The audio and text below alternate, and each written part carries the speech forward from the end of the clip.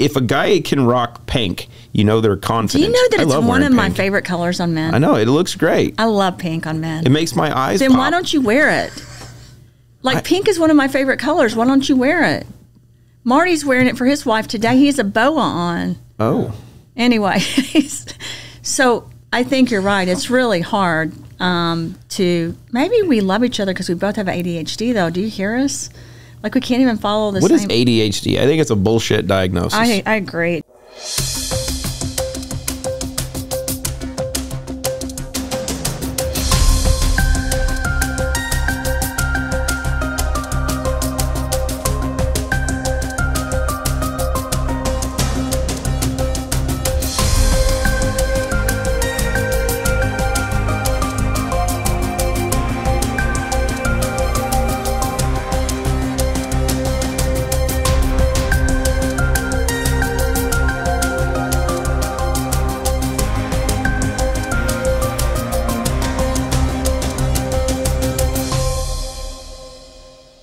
Just means you have lots of different trains of thought that happen at the same time. Yeah, it means you're high functioning, and people are like, "Oh, kids are hyperactive." No shit. Right? They're growing, they're learning, they're like, look, I need to experience stuff. It's like having a puppy and going, okay, she's going to sit here all day long. No, she's got puppy energy. She needs to go run around. She needs to experience stuff. I hated it with the boys in school. All three of the boys, they were like, they have ADHD. They can't sit still. Like, they need to be on medication. And my thing was, they're not going to be on medication. And they're just little boys and they're athletes and they have lots of energy. Yeah, and they need to be outside just doing crazy stuff and get into stuff and experience stuff and learn from it. And eat dirt and be barefoot and run around and use BB guns. And be kids and get shot with BB guns and have BBs in your tendons. And oh, that's me. Never mind. That was you, don't do that. That's actually not a good experience. But I mean, it's the part of. Has this been hard being in love with me with having 4 children? Be honest. It has to be hard. No, I think that's the fun part is it's not not loving you and being in love with you and loving my kids that's the hard part. It's the haters. Right. You know, I think the beautiful part of the journey is knowing that I get to be with the one that I want to be with all the time. I get to spend, our free time with my best friend.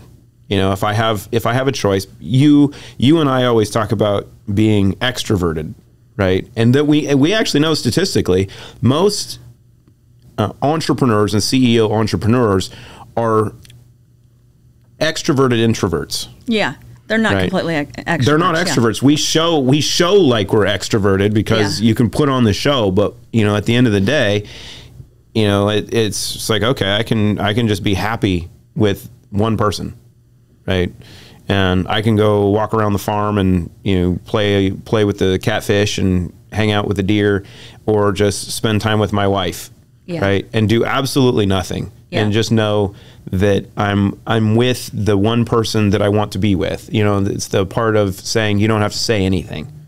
Well, I know. I think that's what people say to me all the time. You know, you and Clayton are so different, and you don't have the same beliefs, and you are completely different people. And I'm like, absolutely, and that's fine. That's magnetism, though. Well, it doesn't even bother me. I mean, I get frustrated sometimes, but if I'm honest, my biggest thing in my life has always been I get bored very easily. And I always have, and I've always struggled with that because you know, to verbalize that, I feel like is wrong. And so I occupied my life by doing businesses on the side while I was working for biotech and pharma. Like, they didn't know at biotech and pharma that I owned multiple businesses and started them since I was 29.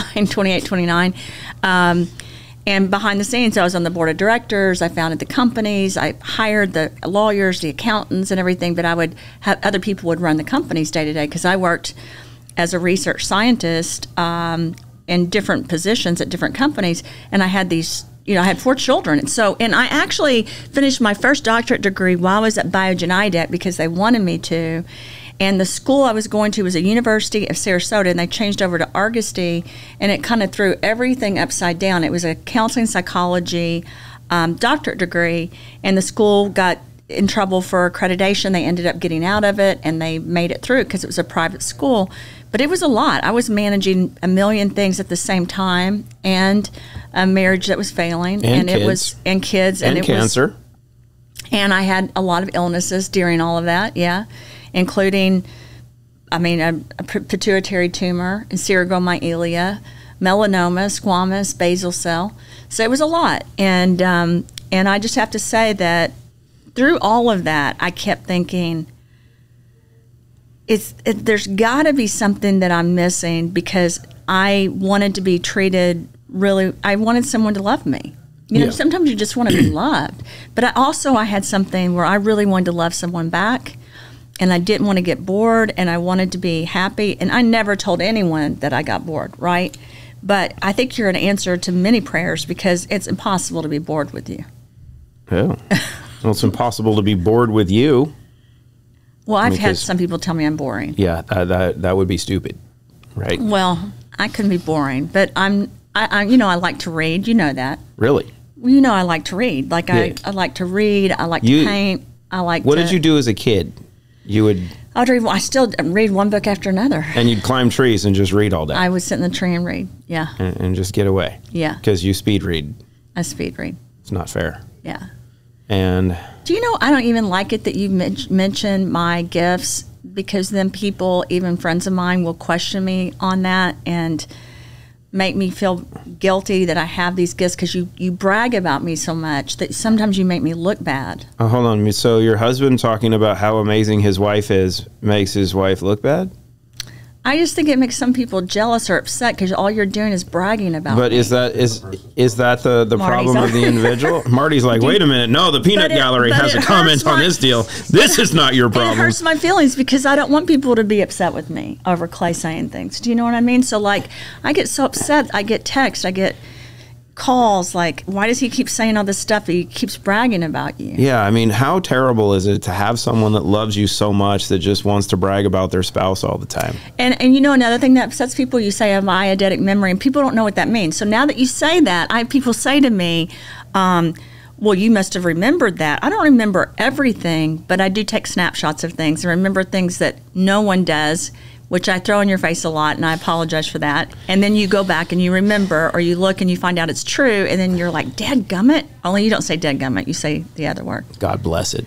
That's not what you say either. But anyway, you use a bad word, and you say, I forgot about that. Now I remember. Are there really bad words? I don't know. I said that to my mom one time, and my Aunt Hetty, I remember one time she called my Uncle Mike an ass.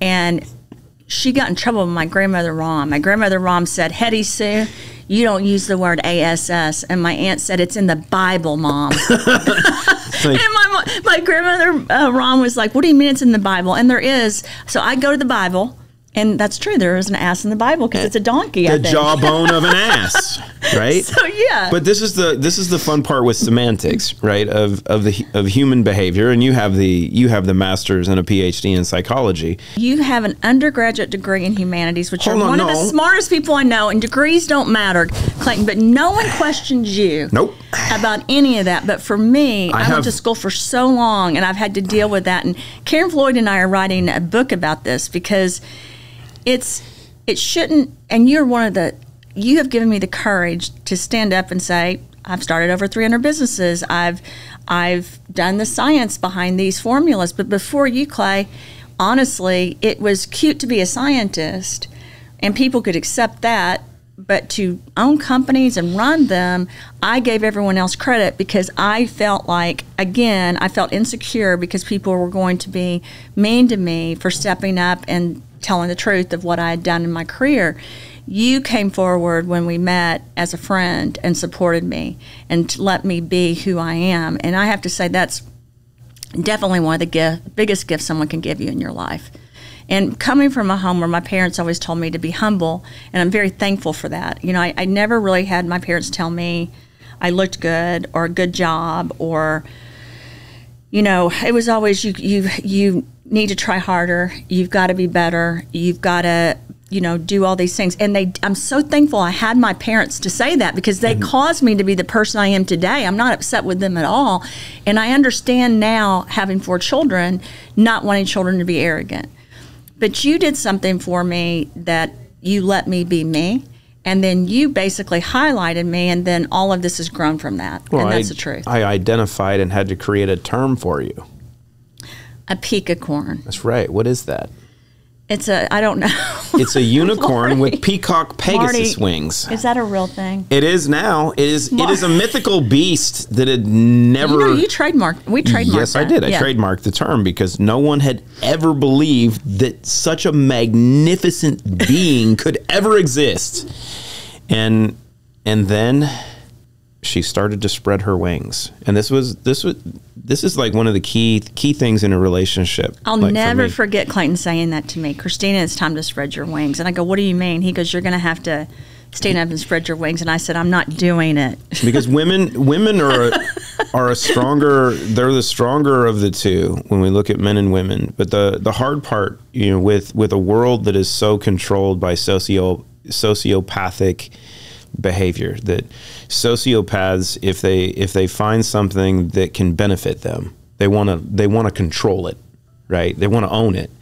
And the hard part, I think, for men in relationships, when they find a woman that has the ability to make them look better, there's a fear of having someone else take that from you.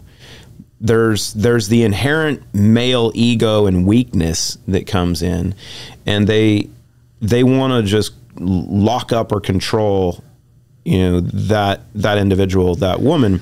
And one, if you try to do that with a woman, she's going to cheat on you. But two, I don't know if that's true. I don't think there's any excuse to cheat on people. No, there's not. But I think the important part is knowing. I don't know if she's going to cheat on you, but here's what I understand what you're saying. Well, she's not going to be happy. Yeah. Yeah. And you have to allow people to be who they are. To be who they are, and you have to let someone spread their wings. And it's what we went over. And I want to tell people this. I've asked Clayton many times, what if if I could have gone back, if I would have had the option to stay home with my children as a mother, I would have taken that option. And he knows that. We've talked about it. I hope my daughter-in-laws have that option. I hope my daughter has that option. I think every mother should have that option. I did not have that option. Yep. For a number of reasons. But I asked Clay, would you love me as much if I was a stay-at-home mom? And you said you loved me more every day, and it wouldn't matter what I did. Absolutely. And so when we finally got married, Clayton and Duquesne did the ceremony, Clayton said, if you want to stay home, stay home. Yes. Yeah. You haven't done very well with that. Well, we started a company, and it was a little hard to stay home. We started a couple of companies, yeah. But the key is, if you allow your wife to spread her wings and do the things that they really are made to do, they want to do, then and it's that peacock aspect, that if you have this mythical figure that you've seen, a lot of people want to lock it up, and then they'll fear that she'll leave, or that if they don't absolutely control this amazing being, that they're going to lose the power of it, when the true power is knowing that you're going to nurture and foster and just allow this amazing peacock to spread their wings and fly around and do everything that they do. And if you're doing what you're supposed to do to take care of them and create the right environment, they'll always come home. Well, that's interesting, because not only did a lot of the men in my life that were around me throughout my life, not my father, not my grandfathers and uncles, they were great. My brother was amazing. But in the dating world that I was in, not only did men not they liked who I was when they met me, but they didn't. They would try to isolate me. You're right, and then become abusive, and that was kind of a pattern in my life that I had to change. And you helped me change it, and you've helped me change it even more by, if you do something that hurts my feelings, and I tell you, you're like, well, then I can't do that. I've got to change that, because no one should hurt you, and that's really how people should love each other. You can't just love someone, and that's why I ask you about love and did I hurt your feelings. You can't just love someone based on how you think love is. You've got to ask them what they think love is. And if you really love them, you got to adapt a little bit to their version of love, because it's two people coming together, right, in a relationship. And so your idea of love may be for us to, go away for a week. And my idea of love just may be sitting there and having peace and sitting at home. And being able to sleep in for a little bit and cuddle. Yeah. and it's the willingness to give, and know that love is not something that is all about you, right? And I think that's the one thing that I think people find flawed in trying to find love, is they will look for someone that makes them feel better about themselves, right? Instead of finding the person that makes them the best person that they are by being of service to the one, that does that. And I think that's the break of knowing what real love is the willingness to just say, look, my greatest gifts are going to be what I can do, what I can give. And and it goes to parenting too. But I do think that people, Clay, need to understand that women and men are different. So, for example, my mother was absolutely fantastic. I learned about sex from my mother, for example. She told us about sex and that we shouldn't have sex till we got married, but she explained to us how wonderful it was and details that really were fantastic. I look back, my mom was kind of a badass. I shouldn't even use that word about my mom, but she kind of is. You can't say ASS. I guess she would say, Christina, Jane, you can't cuss. But she kind of is. Do you know what I mean? Yep. Like, she's kind of freaking awesome, and so is my dad. They'd be mad about that word, too. I remember one time I said freaking at home, and Mom was like, you don't use that word. It's not ladylike. And you know what I always say to my mom, well, I'm not always ladylike. Yeah. So I tell them, that's for Mary Margaret. She's much better at that than me, and she's amazing. But she taught us it was important to cook. Mm-hmm. She taught us it was important to have sex. She taught us it was important to look appropriate or look nice or stylish, and because she said it mattered. And she said so many women get married and they change the game. And I remember asking her, what does that mean? She goes, you can't trick someone. You can't like cook and be sweet and have a sexual relationship, and then you get married, and then all of a sudden it's gone. It's over, right? And so she never did that with my father. To this day, they have this amazing life. I still remember them being pulled over for doing stuff in the car. Like, they had this amazing, they're going to die if they see this, but this amazing life. Like, I remember being at a hotel, and they got in trouble too. Like, my parents were this dynamic, you know how they are. They're just dynamic, in love people. At the age of 81 and 82, they're still like that. Yep. Like, my dad will call and say, Christina Jean, your mother's trying to seduce me. I'm like, well, she's your wife. So that's it's like, you know what? And it's so super cool. And like, I'm so glad that we have a relationship like that. Like that, it's not perfect. We're both strong-willed people, but we manage it. But what is perfect? I mean, I don't like perfect anyway. I have to be honest. I told someone the other day, I said, how boring is perfect? Like, I'm sorry. I've never looked for, like, the perfect child. I've never looked for my children to have perfect spouses or the perfect friend. Or the perfect life. Yeah. Kind of like the messy stuff in life, too. I think how boring is that? Yeah. Well, it's the funny part of being able to look at someone and go, do you know how I got these scars? You say that all the time about my cancer on my face, like the scars I had from the mole surgery. Yeah, well, I tell Clayton, like, I don't like these scars on my face, and he's always like, why? It makes you stronger and more beautiful. Exactly, because it's those components, it's those points of chaos that are what build character. It's what builds strength. You're right.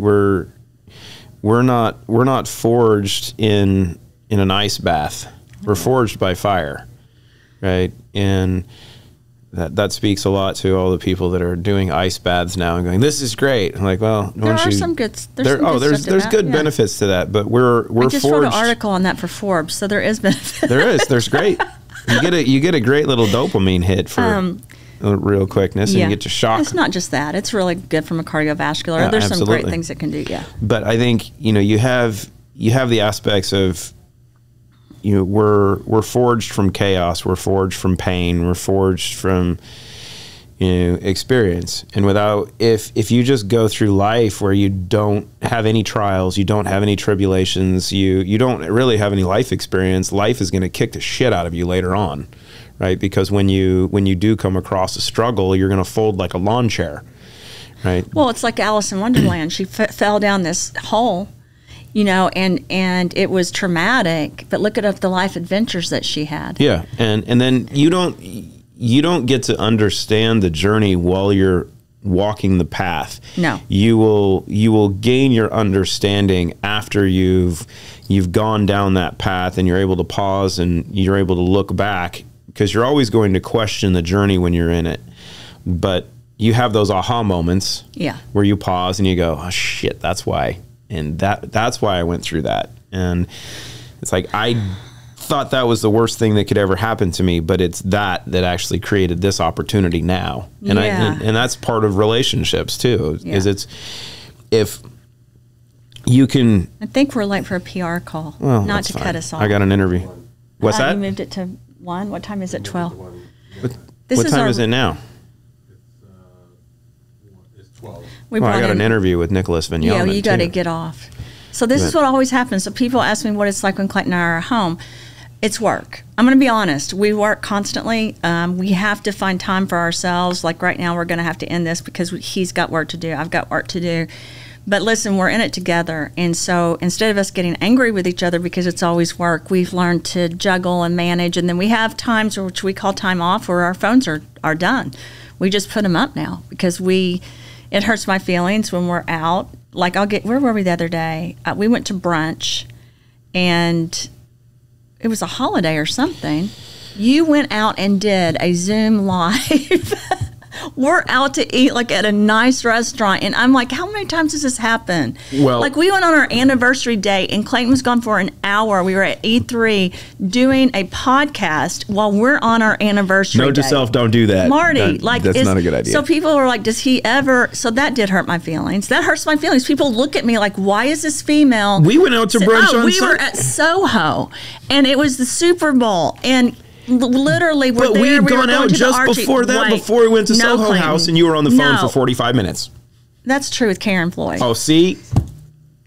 That's true. Great point. And then you did it to me. He goes, we get to Soho. We went to first place. I'm on the phone for 45 minutes working. Then went to the second place. Clayton is like, I'll be right back. An hour later. It was not an hour. It was 30 minutes. Everybody's looking at me. It was 45 minutes, and everyone was looking at me. Well, then it was even. So you got to get on with Nicholas Vignon. And next time we're going to talk about another topic, not love. We're going to talk about politics. Oh shit. Yeah, that's going to be tough. We've got a lot to do. Crowder's coming in. We're ending it now. We'll see you guys soon. This is the House of Rahmas. This is Clayton Thomas. This is Christina Rahm. Konnichiwa. It's great to see you guys. Bye.